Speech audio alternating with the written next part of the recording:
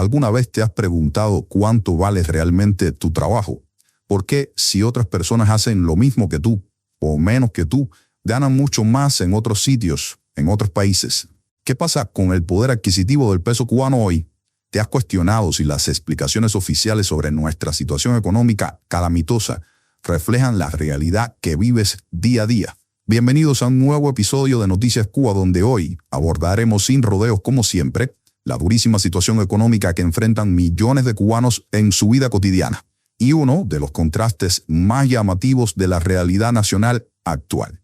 Y no se trata solo de números o de estadísticas frías. Hablamos de una realidad que afecta directamente a familias, trabajadores, jubilados y jóvenes cubanos que han dejado de soñar con construir un futuro digno dentro de su propio país. Esto es terrible. Una realidad actual que, como vemos, ha llevado a muchos a tomar la difícil decisión de abandonar la tierra natal en busca de mejores oportunidades en cualquier parte, menos aquí, en Cuba.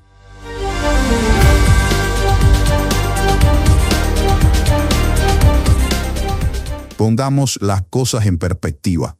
El salario promedio en Cuba actualmente ronda los aproximadamente 4,000 pesos mensuales. Esto, hace unos 6 o 7 años, podía sonar como una cifra bastante respetable. Pero, ¿qué representan realmente estos 4,000 pesos, este monto, en el contexto económico actual de Cuba? Al tipo de cambio informal, que es el que realmente rige la economía cotidiana, porque ya sabemos que el Estado no vende dólares ni divisas, y que eso de la tasa flotante que anunció Marrero a finales de 2024 sigue en stand-by, pues bien, esos 4,000 pesos equivalen a aproximadamente a unos 30 centavos de dólar al día. Sí, escuchaste bien. Calcula para que tú veas. 30 centavos de dólar diarios. Decirlo así impresiona, ¿verdad? Para dimensionar bien lo que esto significa, pensemos en términos comparativos. Según estándares internacionales establecidos por organismos como el Banco Mundial, la línea de pobreza extrema global se sitúa en 1,9 dólares diarios, o lo que es lo mismo, $1.90 diario. Los trabajadores cubanos, con estos 30 centavos de dólar diarios que te comenté, están muy, pero muy por debajo de este umbral que establece el Banco Mundial. Y lo más preocupante es que esto ocurre en un contexto donde la economía se ha dolarizado progresivamente, algo que han anunciado desde el poder como una estrategia, dicen ellos, para desdolarizar. Sí, asimismo, en un cantinfleo inexplicable, han llegado a decir que dolarizan la economía cubana para avanzar en la desdolarización. ¿Cómo se come eso? La mayor parte de los productos, especialmente alimentos y artículos de primera necesidad, tienen precios referenciados directa o indirectamente en el dólar estadounidense. Vamos a ver un ejemplo concreto para que entiendas. Un paquete de pollo de unas 10 libras cuesta aproximadamente hoy en Cuba unos 3,300 pesos, más o menos. Esto representa casi todo el salario mensual de un trabajador promedio. ¿Cómo puede una familia cubana alimentarse adecuadamente cuando un solo producto básico consume prácticamente todo su ingreso mensual? Y no te hablo ya de la situación para los jubilados cubanos, que es aún más dramática. Para ponerte un ejemplo, una pensión típica de la viudez, por ejemplo, puede rondar hasta los 1,000 pesos cubanos. Esto equivale, mi gente, a menos de 10 centavos de dólar diarios. Eso al tipo de cambio actual. Con esta cantidad resulta matemáticamente imposible cubrir las necesidades básicas de alimentación, medicamentos y servicios.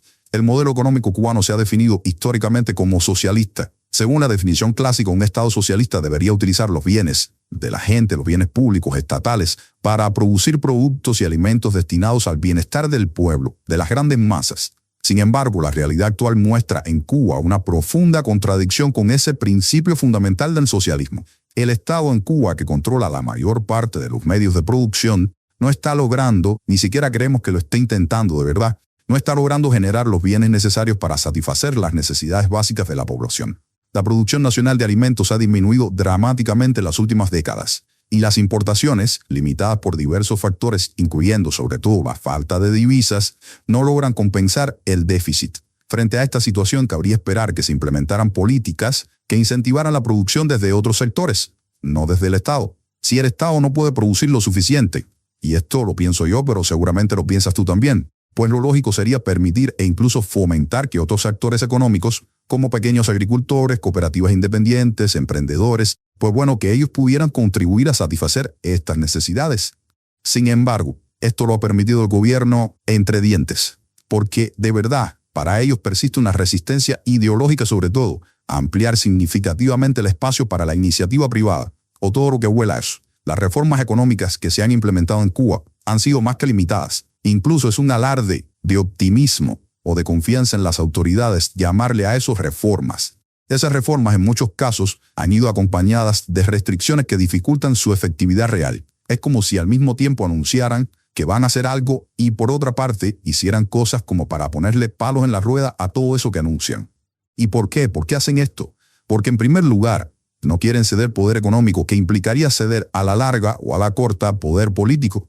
Y segundo, ellos administran el país, a Cuba, de forma rentista. El monopolio estatal burocrático no rinde cuentas y tampoco tiene competencia. Veamos por caso de Texas, que le da lo mismo ofrecer cualquier servicio porque sí o sí tienes que morir con ellos. Pues bien, ese es el modelo que existe para prácticamente todo el país. De modo que, según ellos, darle alas a otras formas de producción haría que ellos, los que mandan, los de arriba, ganasen menos dinero, porque tendrían que picar en más pedacitos el pastel. Pastel que, dicho sea de paso, cada vez es más pequeño. Eso hay que decirlo. ¿Y la gente? ¿Qué pasa con la gente? Te preguntarás, porque al final, lo que se dice en la teoría es que el gobierno existe porque existe la gente. La respuesta es muy sencilla. Para ellos, los que mandan, más allá de la retórica en la que mencionan nuestro pueblo, etcétera, etcétera, la gente que se joda.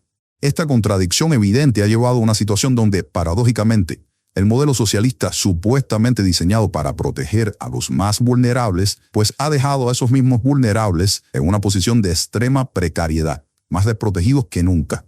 Y por supuesto, de esta ecuación no podemos sacar al embargo, que es el puntal fundamental en el que descansa todo el arsenal de justificaciones del gobierno de Cuba para argumentar por qué, pobrecitos ellos, el país está como está, carcomido hasta los cimientos. El embargo estadounidense, y esto tengo que decirlo y lo diré siempre, es una realidad que ha afectado la economía cubana durante décadas y lo sigue haciendo. Sin embargo, su invocación como explicación única o principal de todos los problemas económicos merece un análisis mucho más matizado. Para que el argumento del embargo sea realmente convincente como causa fundamental de la crisis actual, y esto es un consejo para las autoridades cubanas, que seguramente no tomarán, pues bueno, para que el embargo sea considerado así como la causa de las causas, sería necesario demostrar que en Cuba se han agotado todas las posibilidades internas para mejorar la situación económica, a pesar del embargo. Y aquí es donde surgen interrogantes muy importantes, significativas. ¿De verdad se ha priorizado en Cuba realmente el desarrollo de la agricultura para garantizar la seguridad alimentaria de la que habla tanto el gobierno? Las cifras de inversión pública sugieren que no. La agricultura, que podría ser la base de una economía más autosuficiente, ha recibido históricamente en Cuba menos recursos que otros sectores considerados estratégicos, como el turismo, por ejemplo, que tanto le gusta a Marrero y a la Machi de Canel. Otra pregunta. ¿Se han implementado en Cuba todas las reformas económicas posibles para estimular la producción nacional y reducir la dependencia externa? Las limitaciones persistentes a la iniciativa privada y cooperativa independiente sugieren que no se han explotado todas las alternativas posibles. Se han utilizado en Cuba los recursos generados por empresas estatales rentables, por ejemplo, para subsidiar la producción de alimentos y bienes esenciales. La coexistencia de empresas estatales con beneficios considerables y un sistema de distribución de alimentos básicos cada vez más debilitado plantea dudas sobre en qué lugar de la lista de prioridades gubernamentales se encuentra de verdad, pero de verdad, generar bienestar real para la población. El embargo, como te comenté, tiene efectos reales y documentados, pero utilizarlo como justificación para todo, sin abordar estas contradicciones internas, impide un análisis honesto de la situación y, lo que es más importante, obstaculiza la búsqueda de soluciones efectivas. Y por supuesto, uno de los síntomas más evidentes de esta crisis económica en la que estamos y que parece crónica es la emigración masiva, especialmente de jóvenes, porque por lo general son los jóvenes los que migran.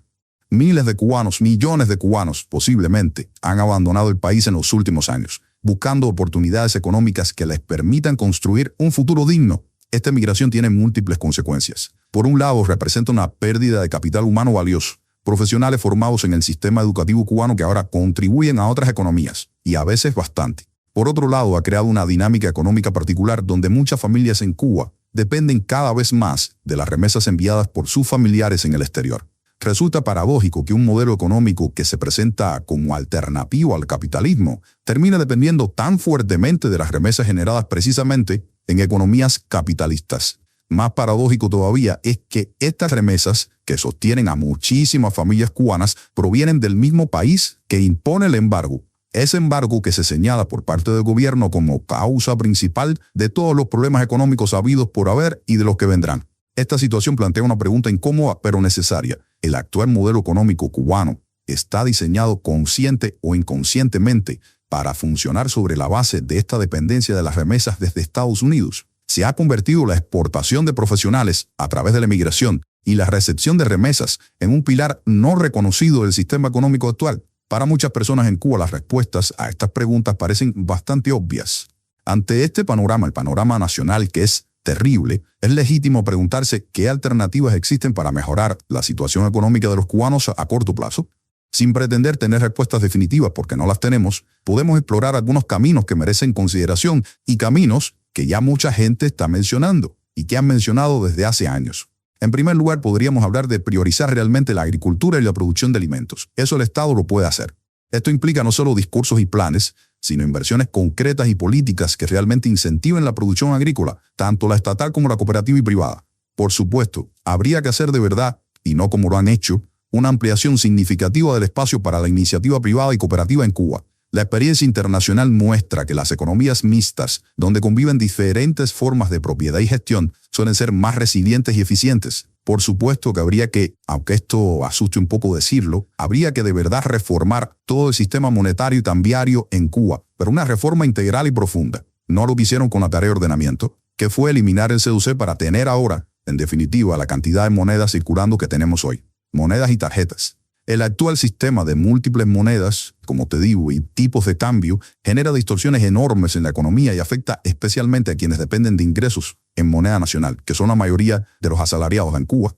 Y otra cosa que sería deseable, pero que es muy poco probable que pase conociendo el paño, es que haya más transparencia y debate abierto sobre las políticas económicas. Las decisiones que afectan el bienestar de millones de personas merecen ser discutidas ampliamente, con datos reales y participación de diversos sectores sociales. Esto es un sueño, pero igual, aunque sea un sueño, lo tengo que decir.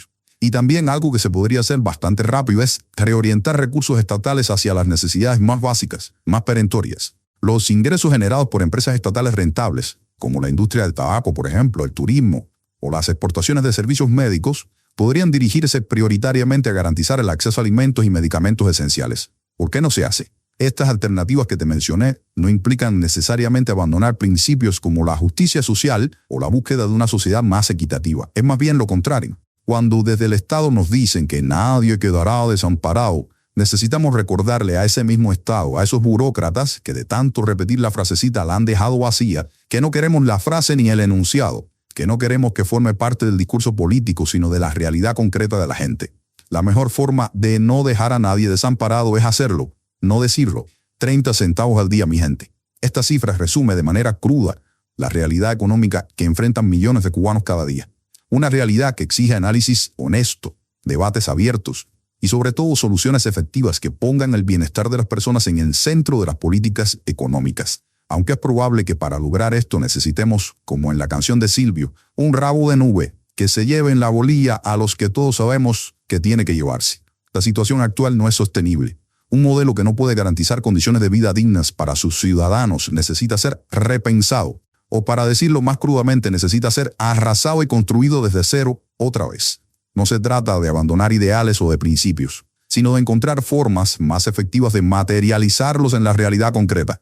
El futuro de Cuba no puede construirse sobre la base de la emigración masiva de sus jóvenes. No puede depender de que quienes se van mantengan a quienes se quedan. Debe basarse en un sistema económico que permita a los cubanos vivir dignamente de su trabajo en su propia tierra. ¿Qué opinas tú de esta situación? ¿Crees que es posible implementar cambios que mejoren realmente la vida cotidiana de los cubanos? ¿Cómo se puede lograr esto? ¿O simplemente estoy soñando? Te invitamos a compartir tus reflexiones en los comentarios porque nos encanta leerte. Si este análisis te resultó útil o interesante, no olvides darle like al video, suscribirte a nuestro canal y activar las notificaciones para estar al tanto de nuestros próximos análisis sobre la realidad cubana. Hasta el próximo video de Noticias Cuba. Chao.